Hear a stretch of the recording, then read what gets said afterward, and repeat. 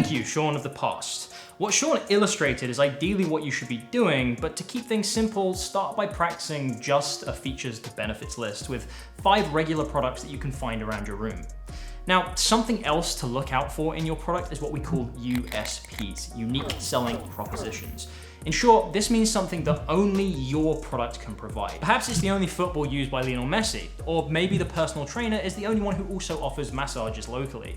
Or it could be that your newsletter is the only one to have won a prestigious award. USPs help set your product apart from potential competitors, so if a USP also aligns with the desires, notions, identifications, or characteristics of your reader, you found a great point to make in your copy. Be sure to highlight any facts or features that also double as USPs, and of course, what advantages and deeper benefits they may have too. USPs are important to learn about and establish in your copy for a very simple reason. Because if your product is entirely the same as others that are available, nobody is going to be interested in buying it. That doesn't mean your product has to be completely new though. It simply means that you need to highlight something that differentiates your product in some way. That could be its design, certain benefits or features it has, the way it's made, or the materials it's made from.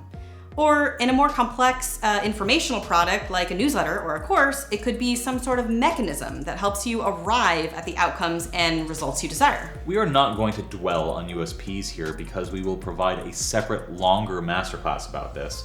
And because as a newbie, really the only thing you need to be concerned about is what seems to make the product stand apart, even the smallest thing.